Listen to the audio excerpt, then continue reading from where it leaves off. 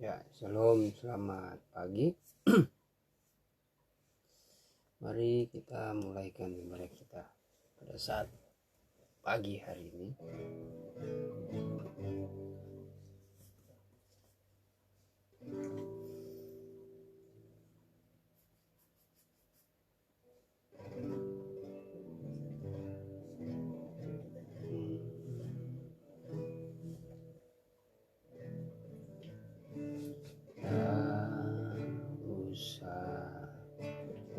Takut Allah menjagaku, tak usah ku bimbang. Yesus peliharaku,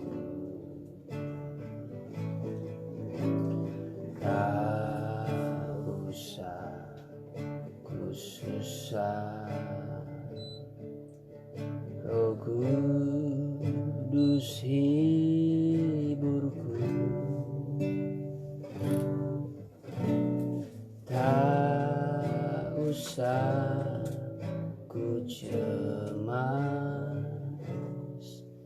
Dia memberkatiku. El Shaddai,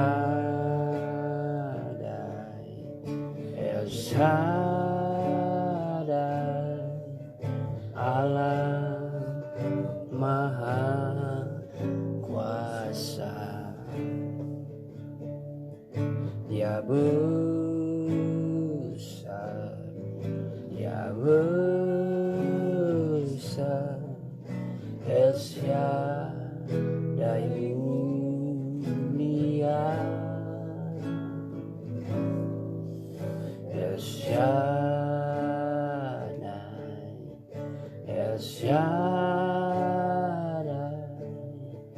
Allah Maha Kuasa. Berkatnya melimpah, El Shaddai, Lucy berdoa. El Shaddai,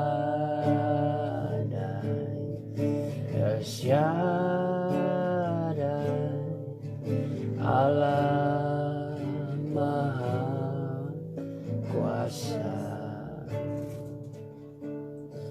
Dia besar, Dia besar.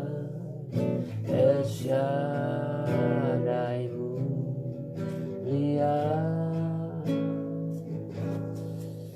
El Shaddai,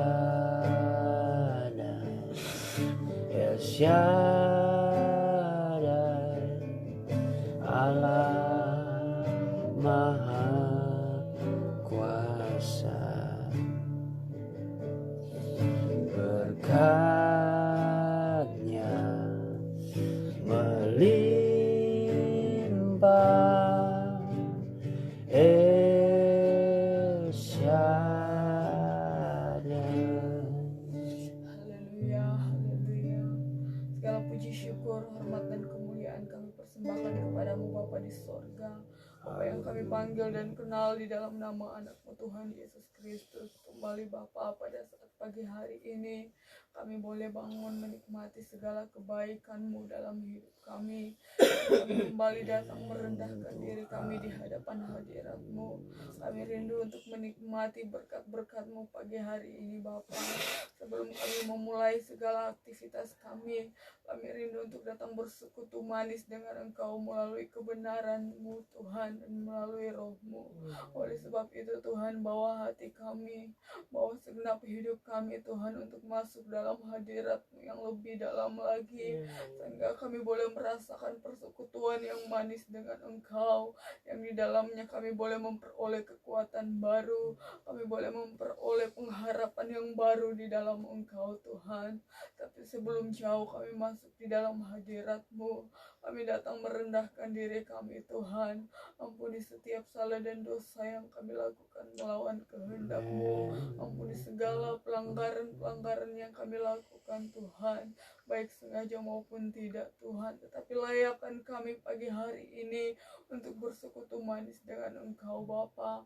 Kami tahu Tuhan, di tengah-tengah kami akan bersekutu dengan Engkau, ada satu oknum kuasa kegelapan yang tidak senang melihat kami, akan mengganggu, mengintimidasi kami Tuhan. Tapi saat ini kami panggil nama-Mu yang penuh kuasa itu.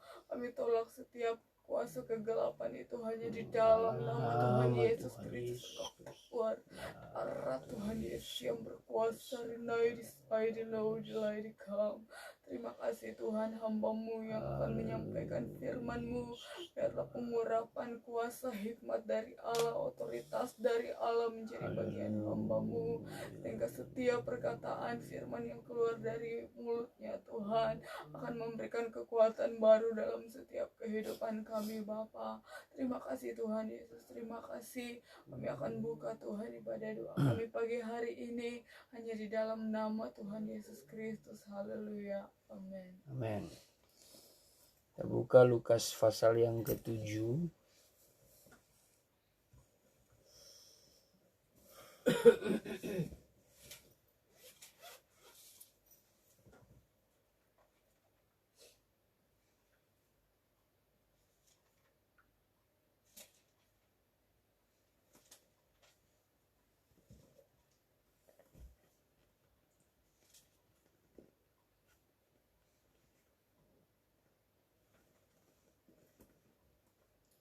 Lukas pasal yang ke-7 tentang Yesus diurapi oleh perempuan berdosa.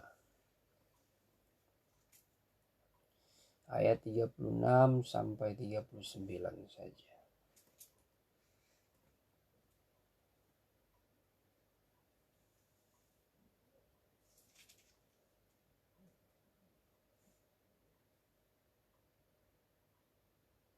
Ya, sebenarnya sampai ayat 50 ya. Tapi penekanannya itu ada di 4 ayat pertama. Saya baca dalam Salinan Baru. Seorang Farisi mengundang Yesus untuk datang makan di rumahnya. Yesus datang ke rumah orang Farisi itu lalu duduk makan. Di kota itu ada seorang perempuan yang terkenal sebagai seorang berdosa. Ketika perempuan itu mendengar bahwa Yesus sedang makan di rumah orang Farisi itu, datanglah ia membawa sebuah buli-buli pualam berisi minyak wangi. Sambil menangis, ia pergi berdiri di belakang Yesus dekat kakinya. Lalu membasahi kakinya itu dengan air matanya dan menyekanya dengan rambutnya. Kemudian ia mencium kakinya dan meminyakinya dengan minyak wangi itu. Ketika orang Farisi yang mengundang Yesus melihat hal itu, ia berkata dalam hatinya, Jika ia ini nabi, tentu ia tahu siapakah dan orang apakah perempuan yang menjamahnya ini. Tentu ia tahu bahwa perempuan itu adalah seorang berdosa. Saudara yang dikasihi Tuhan, dalam ayat ini kita melihat ada satu cerita yang sangat menarik dan bisa menjadi pelajaran dan teladan dalam kehidupan kita sebagai orang percaya. Tentu sebagai pengikut Kristus, kita harus bisa membawa kehidupan kita, memposisikan kehidupan kita. Bagaimana cara kita berbuat benar dan adil ya. Terlebih-lebih kita boleh dapat melakukan perbuatan-perbuatan yang diperkenankan oleh Allah dalam kehidupan kita. Kalau dalam cerita ini, di sini kita melihat ada seorang perempuan yang dikatakan adalah perempuan yang berdosa. Tetapi kita melihat di sini Yesus melihat apa yang dilakukan oleh perempuan ini, ya. Di mana perempuan itu datang kepada Yesus sambil menangis. Ia berdiri di belakang Yesus dekat kakinya, lalu membasahi kaki Tuhan Yesus itu dengan air mata dan menyekanya dengan rambut, lalu mencium kakinya dan meminyaki dengan minyak wangi. Nah, di sini kita melihat beberapa perkara yang dilakukan oleh perempuan ini. Tentu dia menyadari bahwa dirinya itu adalah orang yang berdosa. Ini adalah suatu gambaran rahasia kehidupan kita. Seperti perempuan ini, perempuan di sini menggambarkan gereja. Gereja yang akan dipulihkan oleh Tuhan. Gereja yang mendapat pengampunan daripada Tuhan. Ya. Kehidupan kita juga sebagai gereja Tuhan, sebenarnya oleh karena kasih karunia Allah, kita mengalami inisiatif Allah, mengalami kasih Allah yang akhirnya mengampuni kehidupan kita, sehingga kita menjadi orang-orang atau gereja yang tadinya tidak merasai atau tidak mengalami atau tidak sepatutnya mendapatkan belas kasihan, namun kita memperoleh belas kasihan itu. Kenapa? Karena di balik pengampunan yang Tuhan berikan kepada gerejanya, Tuhan memilih kita. Tuhan ingin membuat kita itu kembali kepada sesuatu ciptaan, ya, yang dia miliki, ya, yang dia punyai. Ia mau menganggap kita menjadi suatu ciptaan yang benar-benar kepunyaan dia. Coba kita baca itu 1 Petrus 2 ayat 9 dan 10. Tetapi kamu bangsa yang terpilih, imamat yang rajani, bangsa yang kudus, umat kepunyaan Allah sendiri. Supaya kamu memberitakan perbuatan-perbuatan yang besar dari Dia. Allah memilih kita, semuanya itu memberikan kita suatu kepercayaan, wibawa, sekaligus menyadarkan kita, ya, bahwa kita ini bangsa yang terpilih. Itu semua karena kasih karunia Allah.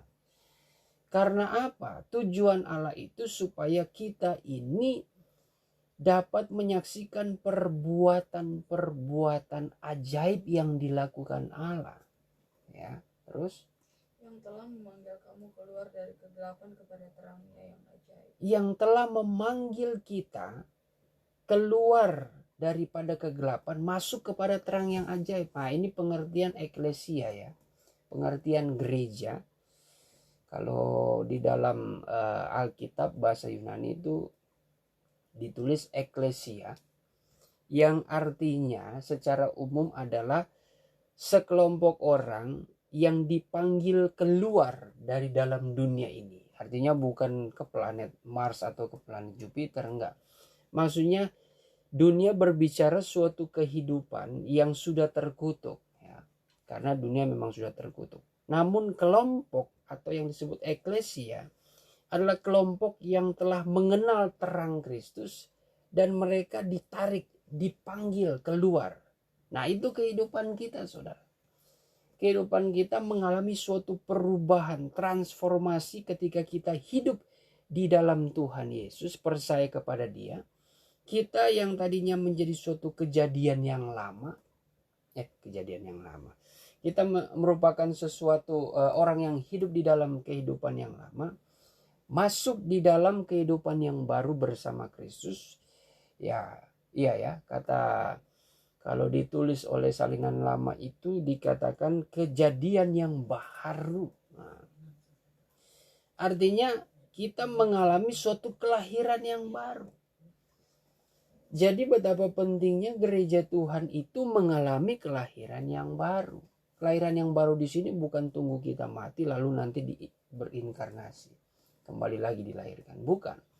Tetapi bagaimana batinia kita itu dibaharui dengan firman Tuhan. Dikuduskan. Ya, dengan kebenaran firman Tuhan. Ya, seperti dikatakan Yohanes 8 coba. Yohanes 8 ayat yang ke-32. Firman Tuhan itu yang memerdekakan kita.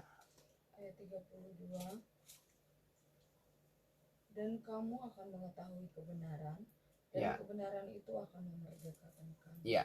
Ketika kita mengetahui kebenaran tentang Kristus, kebenaran itu yang memerdekakan kita. Bahkan kebenaran itu dalam Yohanes 17 ayat 17 dikatakan kita dikuduskan oleh kebenaran itu. Yohanes 17 ayat 17. Kuduskanlah mereka dalam kebenaran, firman-Mu adalah kebenaran. Ya. Jadi ini sangat berkaitan, saudara. Firman yang satu dengan firman yang lainnya. Artinya di dalam konteks 66 kitab ya. Di dalam Alkitab. Itu saling mengkanter ya. Saling mendukung. Jadi sebagaimana Yesus mengatakan dalam doanya kepada umat pilihan Tuhan, agar Bapa di sorga menguduskan mereka dengan kebenaran, karena firman-Mu adalah kudus adanya. Dan ini kita bisa didukung lagi dengan ayat firman Tuhan jauh ke belakang dalam perjanjian lama. Salomo mengatakan dalam Amsal 30 ayat yang kelima mengatakan bahwa firman Tuhan itu murni ya. Firman Tuhan itu murni dan suci. Dan itu menjadi perisai kita. Ya. Artinya kalau berbicara tentang perisai dalam peperangan itu berarti ini menunjuk kepada suatu alat perang sebagai pelindung bagi prajurit, bagi orang tersebut di saat berperang. Dan memang kebenaran firman Tuhan adalah suatu perisai dari serangan-serangan iblis, ya. Perisai pelindung dari suatu segala perbuatan dosa yang mendatangkan maut. Makanya kalau kita hidup dalam kebenaran, kita dimerdekakan, kita dikuduskan. Bahkan dalam 1 Petrus 2 tadi dikatakan kita oleh firman Tuhan, kasih karunia Allah itu, kita menjadi gereja yang terpilih. Imamat yang rajani. Ya. Umat kepunyaan Allah. Bayangkan. 1 Petrus 2 ayat 9 dan 10.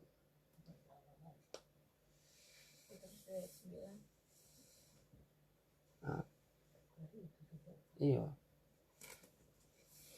Jadi itulah yang membuat kita harus sadar bahwa kita ini tadinya seperti perempuan berdosa, ya. Perempuan berdosa, tetapi karena kasih karunia Allah, ya, kita harus betul-betul menghargai panggilan Tuhan. Nah, saudara, ya kita teruskan dulu ayat yang ke-9. Ayat yang ke-10, 1 Petrus 2 ayat 10. Kamu yang dahulu bukan umat Allah. Kamu yang dahulu bukan umat Allah. Tetapi yang sekarang telah menjadi umatnya. Tetapi yang sekarang telah menjadi umatnya. Yang dahulu tidak dikasihani. Dahulu kita tidak dikasihani, artinya kita masuk di dalam suatu murka, kelompok-kelompok yang akan mengalami murka Allah. Tetapi yang sekarang telah beroleh belas kasihan. Tetapi yang sekarang kita beroleh belas kasihan. Saudara, dengan konsep seperti itu, maka kita bisa mengerti kenapa Tuhan Yesus dapat mengampuni perempuan berdosa ini. Ya. Pelajaran pertama yang kita ambil dalam kisah perempuan berdosa ini, ya, perempuan berdosa ini dia inisiatif sadar bahwa dirinya berdosa. Dia tahu Yesus ada di situ. Dia dengar ada Yesus, dia langsung pergi. Dia datang kepada Tuhan Yesus. Dan itu adalah suatu sikap dia merendahkan diri di bawah kaki Tuhan. Nah, ini juga gambaran di sisi lain. Kalau kita sudah jatuh di dalam dosa, saudara, ya, manusia seringkali tidak bisa mengampuni kita. Manusia seringkali akan meremehkan kita. Seperti cara menjawab dari orang Farisi. Dalam Lukas 7 ayat 39 tadi. Orang Farisi itu mengundang Yesus melihat hal itu. Ia berkata dalam hatinya, jika ia nabi, harusnya Tuhan Yesus ini tahu siapa orang ini, perempuan yang menjamah dia ini. Tentu harusnya Tuhan Yesus tahu bahwa perempuan ini adalah orang berdosa. Nah, ini kejelekan daripada orang Farisi, saudara. Ya. Mereka itu memposisikan diri mereka seperti orang yang suci. Ya. Orang ya karena mereka yang melayani bait Allah, tinggal di dalam bait Allah, mendoakan orang, menguduskan, menumpangkan tangan mesbah, persembahan dan sebagainya, melayani Tuhan. Mereka yang melayani keimamatan di dalam kebaktian Yahudi, saudara. Nah, tetapi dalam praktek kehidupannya, orang Farisi ini dia memisahkan diri mereka dengan orang-orang berdosa. Bahkan luar biasanya sikap mereka itu melihat orang-orang berdosa itu, waduh, seperti orang-orang yang sudah patut untuk mendapatkan kebinasaan. Makanya orang Farisi tidak senang melihat Yesus itu bersekutu dengan pemungut cukai, orang-orang berdosa dan sebagainya. Ya, mereka cari-cari alasan. Nah, hati-hati jangan sampai, ya, ini gambaran yang bagus. Kalau kita melihat dari sisi Taurat, jangan sampai yang kita belajar di situ, jangan sampai kita memiliki sikap seperti orang Taurat ini, ya, orang Farisi ini. Sebagai hamba-hamba Tuhan, sebagai anak-anak Tuhan, ya terlebih khusus hamba-hamba Tuhan, karena orang Farisi ini melambangkan juga suatu hamba Tuhan. Ya. Taurat-Taurat modern tidak bisa mengampuni orang-orang berdosa. Tidak bisa dapat berdamai dengan mereka. Tidak bisa mengerti ya, ketulusan hati mereka yang ingin berbalik. Yang senantiasa ingin berdamai. Selalu inginnya mereka mengeksekusi orang-orang berdosa. Ini yang berbahaya. Sifat-sifat orang ahli Taurat ini yang harus kita jauhkan, ya. Taurat-Taurat modern sekarang, waduh, tidak mengenal belas kasihan. Tapi kita sudah diingatkan dalam 1 Petrus 2 ayat 9 dan 10 tadi. Kita ini dahulu tidak hidup loh di dalam belas kasihan Tuhan. Tapi karena inisiatif dan kasih Allah, kita mendapatkan belas kasihan Tuhan. Ingat ketika beberapa kali Tuhan Yesus menyembuhkan orang-orang yang dia layani. Tuhan katakan, aku menghendaki belas kasihan. Ya. Bukan persembahan, bukan hal apapun, ya, korban apapun. Tuhan tidak menerima itu, ya. Tapi yang Tuhan mau belas kasihan. Artinya orang tersebut yang sakit, yang berdosa, yang lumpuh, yang timpang dan sebagainya. Kalau dia menyatakan sikap seperti perempuan ini, wah, Tuhan tidak peduli itu. Dia mau bawa apa, Tuhan tidak mengukur. Walaupun di sini kita akan belajar, perempuan ini dia menyatakan sikap merendahkan diri di kaki Tuhan. Itu menyeka dengan rambutnya, itu adalah hal yang luar biasa, saudara. Itu dia betul-betul merendahkan diri, bahkan mencium kakinya, ya. Kalau tidak salah tadi dikatakan, ya, mencium kakinya. Bahkan minyak yang mahal yang dia miliki itu, ya, itu dia curahkan di situ.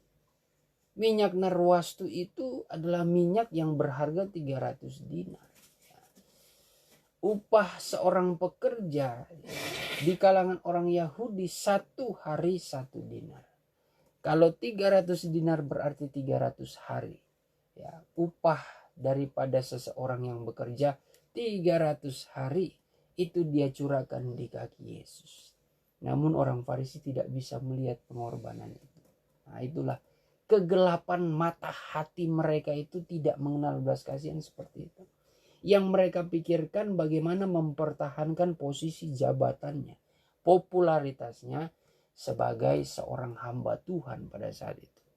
Nah, ini hati-hati bagi kita sebagai seorang hamba Tuhan.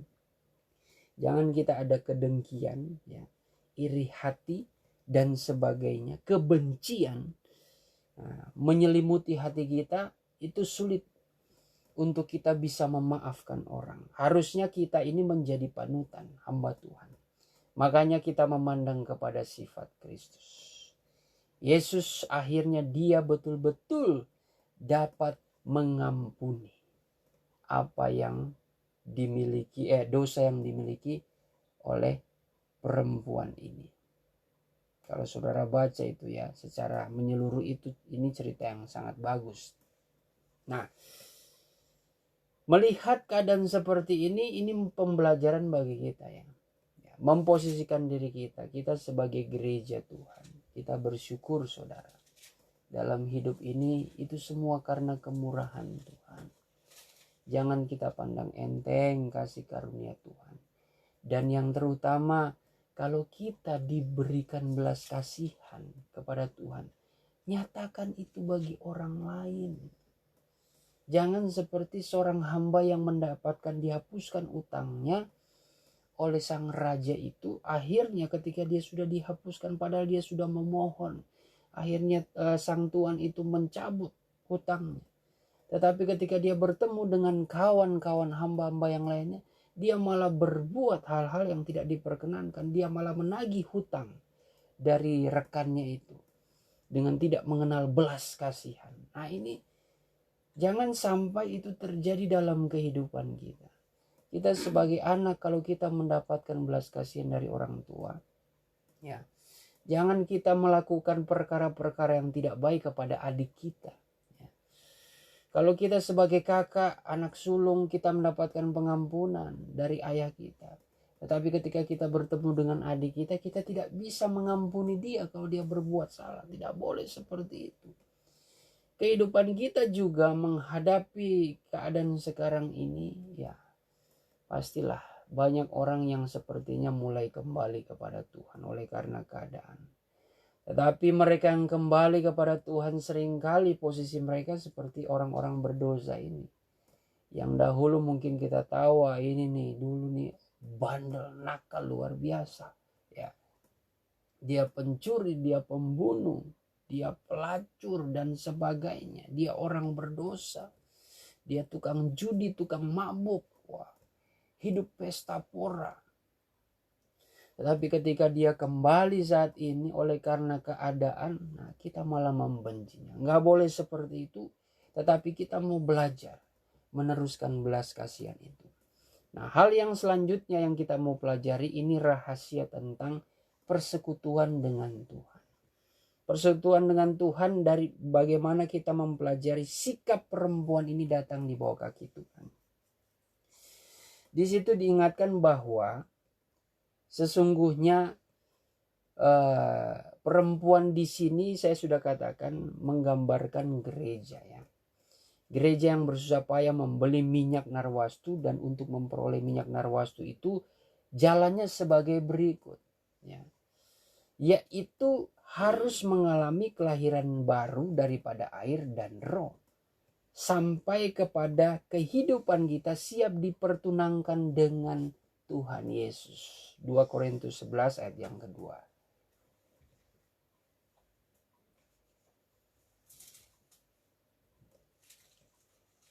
Korintus 11 ayat kedua. Sebab aku cemburu kepada kamu dengan cemburu ilahi, karena aku telah mempertunangkan kamu kepada satu laki-laki untuk membawa kamu sebagai perawan suci kepada Kristus. Ya, artinya sesuatu yang dipertunangkan tentu adalah teruntuk orang-orang yang sudah dewasa. Tidak mungkin yang masih kanak-kanak itu sudah siap bertunangan dan menikah. Tetapi yang dewasa. Artinya minyak narwastu ini sebagai rahasia suatu penyembahan kita. Dekat dengan Tuhan, rahasia kita menghormati ya Bapa di sorga, untuk kita datang menyembah Dia, menghormati Tuhan Yesus. Nah, memperoleh narwastu itu yaitu bukan kita membeli minyak betulan ya. Artinya ini menggambarkan ada minyak ya. Ada minyak, kalau diartikan di dalam tabernakel itu berbicara tentang supaya minyak itu digunakan untuk menyalakan pelita. Ya. Pelita, agar pelita itu tidak menjadi padam. Pelita di sini menggambarkan tentang pekerjaan Roh Kudus, ya. Kuasa terang firman, dan tentang karunia-karunia Roh Kudus. Nah, untuk mencapai kepada penyembahan kita membutuhkan minyak ya.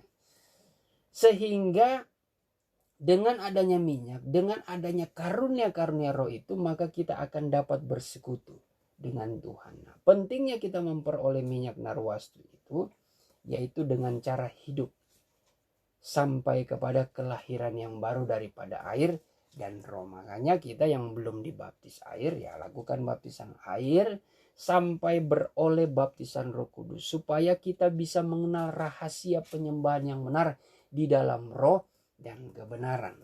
Nah, itu hal yang pertama. Hal yang kedua adalah bagaimana kita harus mengalami suatu persekutuan dengan Tuhan. Kita bercumbu secara rohani ya. Bercumbu dengan Tuhan seperti perempuan ini mencium kakinya. Itu yang dilakukan perempuan, begitu juga yang dilakukan oleh gereja Tuhan. Bahkan bukan diambil dari cerita ini. Justru kita seperti di kitab Kidung Agung atau Sirwasar Soleman, di mana Sulamit bercumbuan dengan kekasihnya, yaitu Salomo. Tetapi ingat ya, bercumbuan di sini antara Sulamit dengan Raja Salomo itu adalah hubungan yang memiliki hubungan yang istimewa. Mereka itu sudah bertunangan ya. Bukan tidak ada hubungan, tidak kenal, tiba-tiba bercumbuan. Tidak. Tetapi sudah mengenal, bahkan sudah saling mencintai. Nah, itulah rahasia kita sebagai gereja Tuhan yang sudah dewasa. Tentu perjalanan rohani kita itu bermula dari kita mengenal dulu kan. Seperti tadi 1 Petrus 2 ayat 9 10, kita yang tadinya dari kegelapan dipanggil masuk ke dalam terang. Artinya itu tanda kita, proses kehidupan kita. Pertama-tama mengenal firman dulu. Nah, sampai kita diproses mengenal lebih dalam akan firman Tuhan. Mengenal lebih dalam terhadap Yesus Kristus. Dari situlah kita semakin mengenal lebih dalam, kita semakin mengasihi Dia. Nah, tentu dengan mengamalkan 7 tingkat iman. Kalau kita mengasihi Dia, Yohanes 14 ayat yang ke-15 mengatakan bahwa kita akan menuruti setiap perintah-perintahnya. Kalau kita mencintai Tuhan Yesus, kita melakukan perintah-perintah Tuhan. Salah satunya yaitu lahir baru daripada air dan roh. Nah, kalau kita sudah lebih dalam dekat dengan Tuhan, maka kita layak bercumbuan ya, secara rohani. Artinya itu menggambarkan, cumbuan itu menggambarkan suatu sikap tindakan istimewa di antara orang yang sedang bercinta. Kita kalau sedang bercinta dengan Tuhan, memiliki hubungan kasih cinta dengan Tuhan, cumbuan dengan kekasih kita itu adalah suatu tanda istimewa. Nah, cumbuan ini pengertian rohaninya itu adalah suatu persekutuan yang intim. Ya. Bukan berarti saya katakan, bukan berarti kita bercium-ciuman secara jasmani ya, saudara bayangkan secara lahiriah, bukan. Itu hanyalah gambaran saja, ilustrasi menggambarkan arti dari persekutuan yang intim dengan Tuhan. Nah, itu rahasianya di dalam penyembahan dalam roh dan kebenaran. Nah itulah untuk mencapai penyembahan supaya kita mendapatkan anugerah daripada Tuhan, maka kita harus senantiasa mencintai hadirat Tuhan. Nah, lalu selanjutnya kita pelajari bahwa persekutuan dan pendekapan melalui firman yang disertai dengan Roh Kudus itu juga sangat penting, ya. Untuk mempelajari firman Tuhan, ya, tanpa disertai Roh Tuhan, maka roh kebenaran itu tidak akan bekerja sebagaimana mestinya, ya. Kebenaran firman Tuhan sangat menentukan berjalannya Roh Kudus. Nah, jadi di sini mengingatkan kembali pekerjaan Roh pun di dalam penyembahan kita membutuhkan firman Tuhan. Nah, sebagai malaikat sidang tentu harus penuh firman Tuhan supaya pekerjaan Roh Kudus itu tidak gampang disusupi oleh setan. Banyak hamba-hamba Tuhan sekarang ya tidak mengalami kelahiran baru daripada air dan roh. Penuh firman tetapi tidak memiliki Roh Kudus. Nah, itu berbahaya. Itu sangat berbahaya. Atau sebaliknya, dia malas membaca firman Tuhan ya, tetapi seolah-olah dia memiliki begitu banyak karunia-karunia, tetapi dia tidak mendalam, tidak berakar di dalam firman Tuhan. Wah, itu juga berbahaya. Firman dan Roh Kudus itu harus berjalan bersama-sama supaya ketika kita masuk dalam penyembahan itu tidak disusupi dengan mudah oleh roh kegelapan, sehingga di dalam penyembahan itu akan terjadi suatu persekutuan yang indah. Nah, kita kembali lagi saudara bahwa disinilah rahasia gereja Tuhan untuk mencapai suatu penyembahan yang benar, supaya kita mendapatkan anugerah daripada Tuhan, berkat rohani daripada Tuhan, petunjuk-petunjuk ilahi untuk hari-hari ke depan. Kita harus menyatakan sikap dengan kerendahan hati seperti perempuan ini, ya. Di kaki Yesus kita mencium kaki Yesus, ya. Kita mencium kaki Yesus, meminyakinya dengan minyak wangi, ya, menyekanya dengan rambut. Rambut berbicara kemuliaan. Artinya ini kemuliaan manusia, ya. Segala hal-hal yang kita banggakan dalam diri kita ini, itu kita sangkali. Semua kita sejajarkan, kita setarakan dengan kaki Yesus. Itu berbicara suatu hati yang rendah, ya, di hadapan Tuhan ketika datang bersujud di hadapan Tuhan. Hanya demi suatu pengampunan perempuan ini telah menerimanya. Sekarang kita yang sudah dikuduskan hanya demi anugerah Tuhan supaya kita semakin bertambah-tambah. Limpah anugerah Tuhan, hikmat Tuhan, bahkan berkat Tuhan. Kita harus senantiasa datang di kaki Tuhan. Makanya Tuhan selalu mengingatkan, cintailah doa, cintailah firman, dan cintailah hadiratku. Kalau kita betul-betul hidup di dalam cintanya Tuhan, kita hidup mengasihi Tuhan, nah, lakukanlah itu. Kita lakukan berdoa seperti kita jatuh cinta kepada Tuhan Yesus. Seperti waktu kelak kita masih muda, kita begitu rindu, ya. Rindu kepada seorang pemuda, rindu kepada seorang pemudi yang selalu rindu kalau tidak bertemu sehari saja itu, wah, rindunya setengah mati. Itu yang harus kita pertahankan, kita pelihara hati kita yang selalu rindu kepada Tuhan, sehingga kita selalu datang menyembah Dia, selalu datang di dalam hadirat Tuhan. Karena di hari-hari sekarang ini ya hanya dekat dengan Tuhan kita akan dapat tetap kuat, ya. Kita akan tetap tegak, ya. Kita akan tetap diberkati oleh Tuhan. Ya, seperti pemazmur mengatakan, rahasia kalau kita bergaul karib dengan Tuhan pun kita akan diberikan suatu petunjuk rahasia, perjanjian-perjanjiannya. Coba ayat terakhir, Mazmur 25 ayat yang ke-18. Mazmur 25 ayat yang ke-14. 18, 14. Mazmur 25 ayat yang ke-14. 14. Tuhan bergaul karib dengan orang yang takut akan Dia, Ya. dan perjanjiannya diberitahukannya kepada mereka. Nah, Kalau Tuhan bergaul karib dengan orang yang takut akan Dia, maka Tuhan pun juga akan senantiasa menyatakan perjanjiannya. Nah, kalau kita senantiasa hidup takut akan Tuhan, kita pasti akan senantiasa bersekutu, karib dengan Tuhan. Kalau kita karib dengan Tuhan, wah pasti janji-janji Tuhan itu akan digenapi dalam kehidupan kita. Nah, ingatlah, jadilah seperti perempuan ini, ya, sikap yang ia lakukan di hadapan Tuhan demi mendapatkan anugerah, pengampunan, keadilan, kebenaran daripada Tuhan. Dia datang di kaki Yesus, menangis, ya, dan mencurahkan minyak narwastu. Semua itu berbicara sikap kerendahan kita.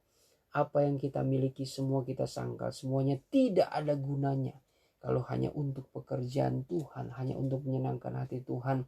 Maka segala sesuatu kita korbankan semuanya itu. Kemuliaan pikiran-pikiran kita, kekhawatiran kita, kebenaran kita, semuanya itu kita taruh di bawah kaki Yesus. Nah, itu adalah contoh yang baik bagi gereja Tuhan menghadapi keadaan sekarang ini, supaya kita mencapai kepada penyembahan yang benar, ya, daripada Tuhan. Ada orang menyembah separuh-separuh, ya. Tetapi kita sudah dibukakan rahasia bagaimana menyembah Tuhan. Menyembah itu ya seperti kita memberikan persembahan, itu juga salah satu menyembah Tuhan. Artinya di sini bukan diukur dari berapa banyaknya. Hati kita dulu.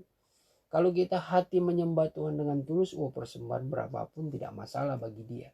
Seperti yang dilayani oleh perempuan yang berdosa ini.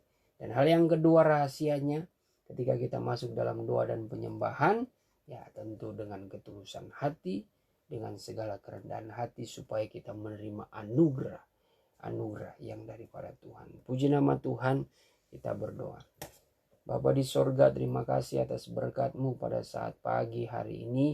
Sebelum kami beraktivitas, kami rindu Tuhan untuk selalu diisi dengan firman-Mu. Biarlah Tuhan Kau terus ajarkan kehidupan kami untuk selalu melakukan setiap perintah-perintah-Mu Tuhan.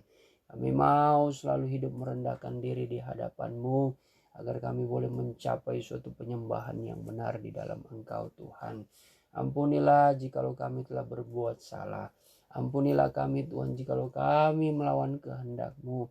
Segala perbuatan-perbuatan kami yang kurang berkenan Tuhan, tolong Engkau yang mengampuni dan membaharui kami Tuhan, agar kami menjadi orang-orang pilihan-Mu, layak untuk menjadi orang-orang yang menerima belas kasih-Mu, menjadi umat kepunyaan-Mu Tuhan, dan dipersiapkan sebagai imamat yang berkerajaan, melayani kerajaan Allah, melayani jiwa-jiwa, dan memenangkan jiwa-jiwa datang kepadamu.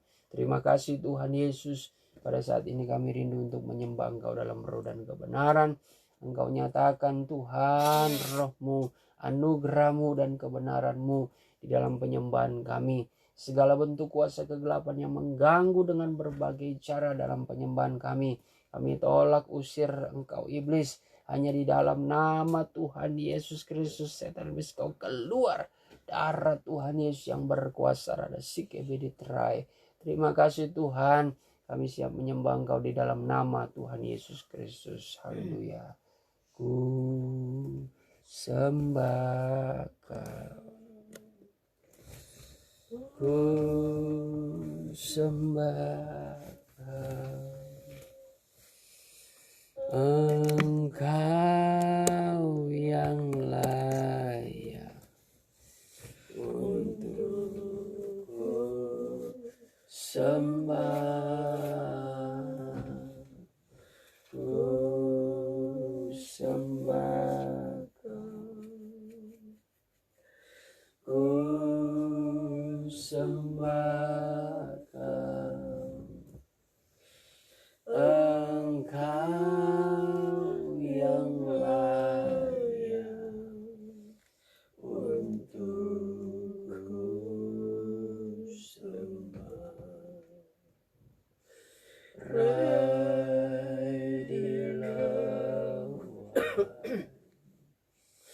Dedi Trawan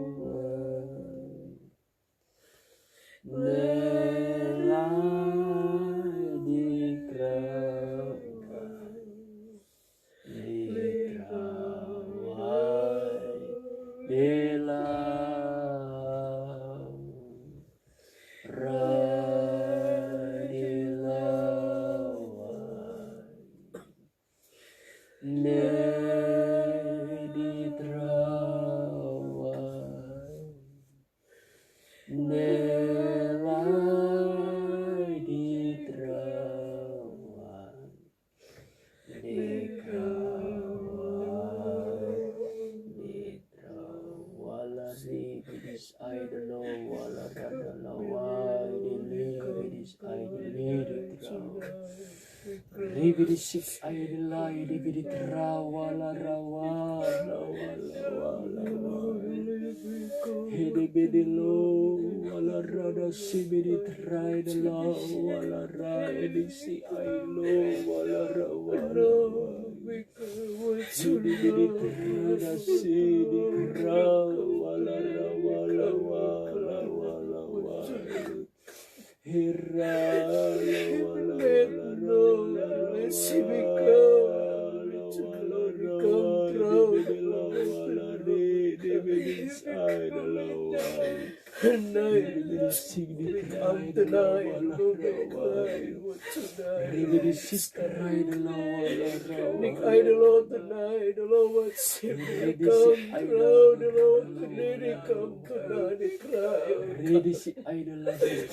Akulah gembala yang baik, menyerahkan nyawanya ganti segala domba-dombanya. Mikir tunai. Berbahagialah kamu hai hamba-hambaku dan anak-anakku, karena aku ada di tengah-tengah kamu. Mikir tunai. Aku berada di tempat yang maha tinggi, tapi aku turun di tengah-tengah perhimpunan kamu. Mikir tunai. Aku tetap membuktikan janji firman-Ku, di mana 2-3 orang berkumpul atas namaku, aku hadir di tengah-tengah kamu. Mikir tunai. Sebab itu menyerahlah kamu dengan sungguh-sungguh dan hormatilah kehadiranku di tengah-tengah kamu. Karena aku datang bukan untuk dilayani, melainkan aku datang untuk melayani kamu hamba-hambaku. Mikir tunai. Aku sangat mengasihi kamu dan mencintai kamu. Mikir tunai. Agar kamu tetap hidup di dalam jalan kebenaran. Kuledi kaum tuno di kerana tunai. Perhatikan kamu baik-baik suaraku saat ini, hamba-hambaku dan anak-anakku. Kamu boleh mendengarkan firman-Ku. Firman-Ku itu adalah aku sendiri. Menelocena di kerana. Aku mau supaya kamu mendengar dan mengerti serta menjadi pelaku-pelaku firman-Ku. Karena tanpa firman sia-sia kehidupan kamu di dalam dunia ini. Mikir tunai. Oleh karena itu aku minta kepada kamu di hari-hari ini, pergunakanlah waktu dengan sebaik-baiknya untuk selalu boleh mendekatkan diri kepadaku. Mikir tunai tunai. Karena kamu boleh memiliki ketenangan ketika kamu dekat dengan aku. Mikir tunai. Hamba-hambaku, perhatikan kamu baik-baik suaraku. Mikir tunai. Di tengah-tengah kamu menjalani kehidupan kamu untuk melayani pekerjaanku di tengah-tengah dunia ini. Mikir tunai. Bahwa kamu tidak akan pernah sepi daripada tantangan. Tunai. Tapi satu hal yang perlu aku ingatkan kepada kamu ketika kamu menghadapi tantangan, jangan kamu menyerah. Mikir tunai. Tapi hadapilah itu dengan penuh ketenangan yang daripadaku. Mikir tunai. Maka kamu akan mengalami satu hasil yang tidak pernah mengecewakan kamu. Mikir tunai. Kamu perlu berbangga kalau kamu ada di dalam aku dan di dalam rencanaku. Bikrecunadelo tonight.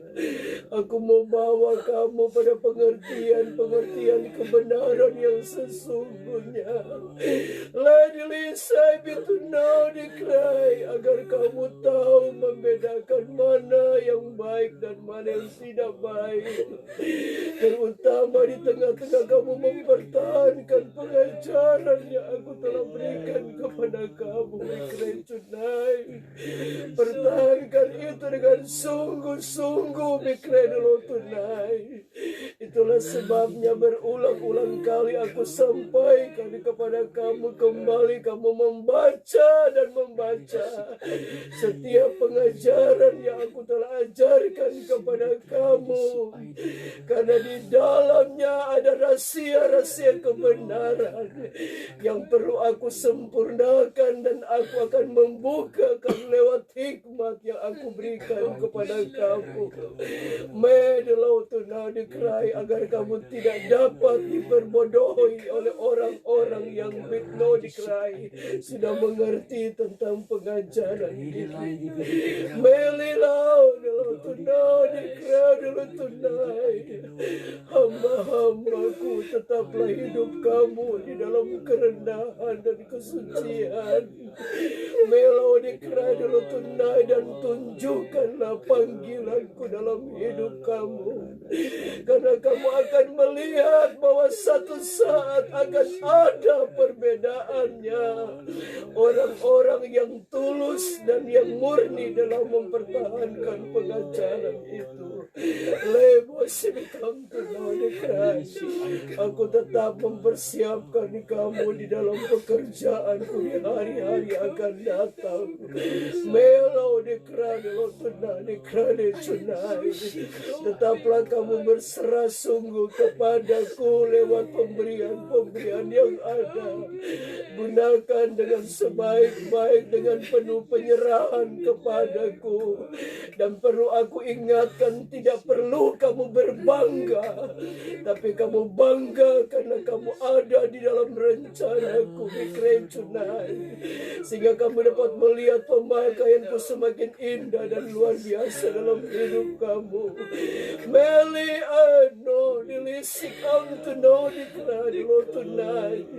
Satu hal yang perlu aku ingatkan, kalau aku tidak suruh berbicara, jangan coba-coba kamu berbicara.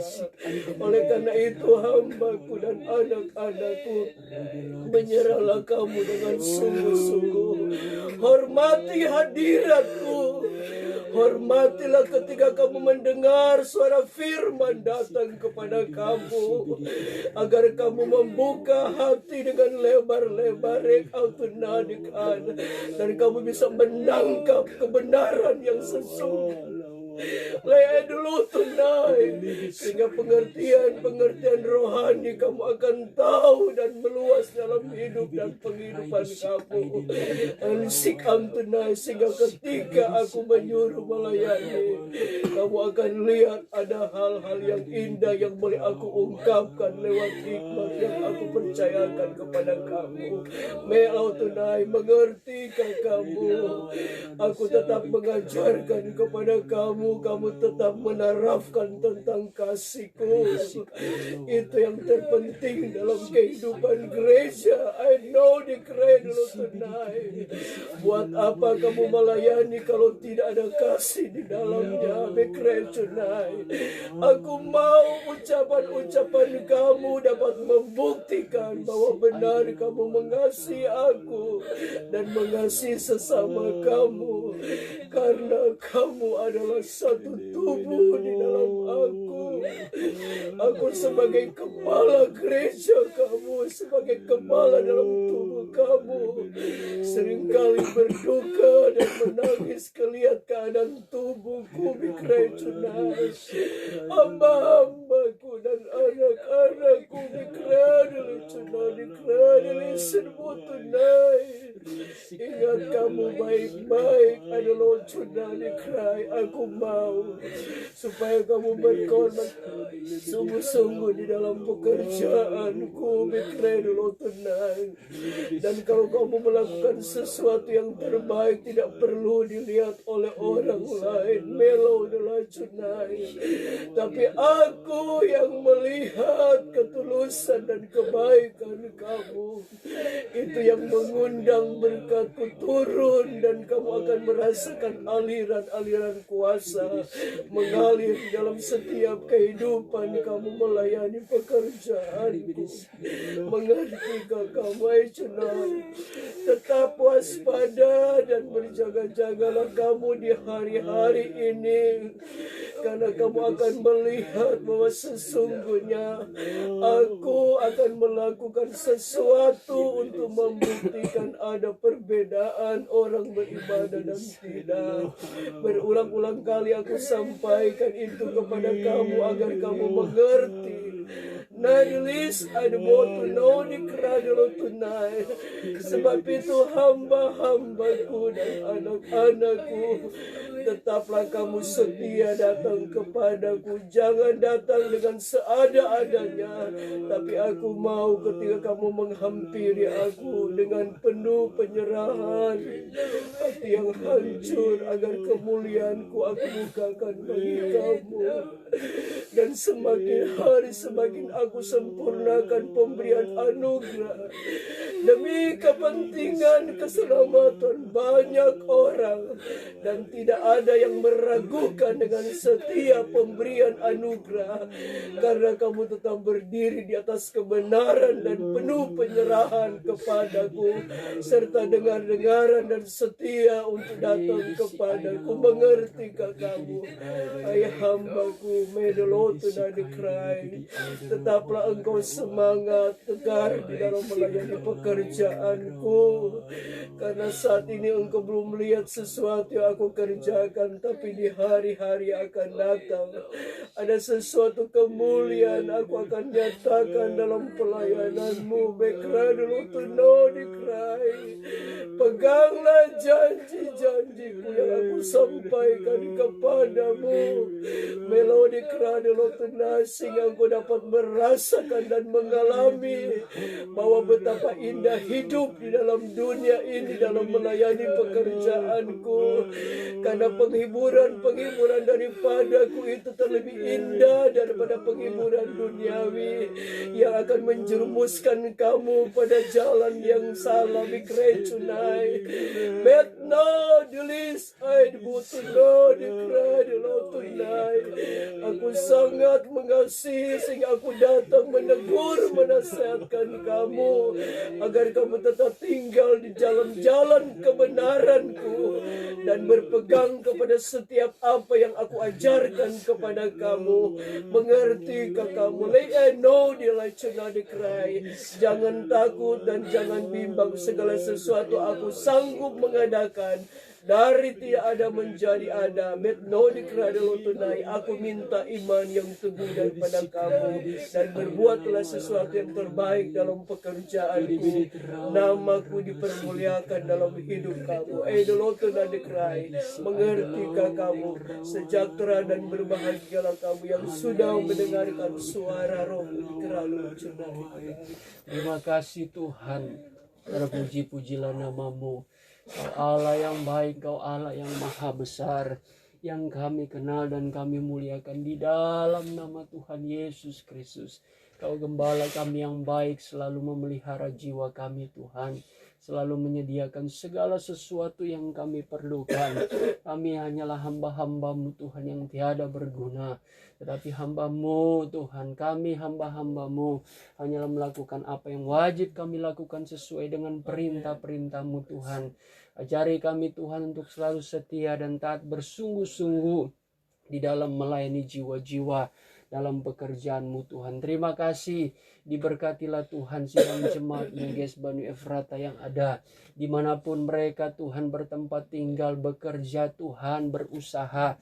Engkau yang akan tetap membuka jalan Tuhan. Rencana mereka diberkati di hari-hari ke depan nanti. Walaupun di tengah masa pandemi, kami memiliki iman percaya kepada Engkau, Allah yang menciptakan alam semesta ini Tuhan. Tentu Engkau mampu melakukan perkara yang ajaib. Apa yang mustahil bagi manusia, tetapi tidak ada yang mustahil bagimu Tuhan. Sebab kuasa-Mu bekerja dengan luar biasa. Oleh sebab itu Tuhan, ajari kami selalu untuk bersandar kepada Roh-Mu Tuhan, sehingga kami boleh mengenal jalan-jalan yang Engkau hendaki di dalam kehidupan kami, untuk kami perbuat Tuhan, yang hanyalah untuk hormat dan kemuliaan bagi-Mu. Terima kasih Tuhan, terpujilah nama-Mu. Sepanjang hari ini kiranya Engkau menyertai setiap langkah kami, pekerjaan tangan kami, rencana kami Tuhan. Engkau yang akan memberkati. Berikan kami kekuatan, kesehatan. Yang sakit Engkau akan memberikan kesembuhan. Yang lemah akan dikuatkan. Yang susah hati akan mendapatkan penghiburan. Yang tertutup jalan kami imani, Engkau akan membuka jalan Tuhan. Menurut belas kasih-Mu saja, menurut Tuhan sesuai kehendak-Mu saja Tuhan. Terima kasih Tuhan. Kami akan menyambut hari ini dengan penuh sukacita, kemenangan yang daripada-Mu, di dalam nama Tuhan Yesus Kristus. Haleluya. Saudara dan saudariku yang dikasihi Tuhan, terimalah berkat, damai sejahtera yang daripada Allah Bapa di sorga, oleh cinta dan kasih sayang Tuhan Yesus Kristus, di dalam persekutuan Allah Roh Kudus, tinggal diam di hati kita, memberikan penghiburan, pengharapan baru, sukacita sorga dan kekuatan yang baru. Berkat kemenangan ini akan menyertai kita mulai hari ini, esok, dan sampai Tuhan Yesus datang kembali menjemput gerejanya di atas awan-awan, di dalam kemuliaan yang kekal sebagai Raja di atas segala raja. Haleluya. Amin.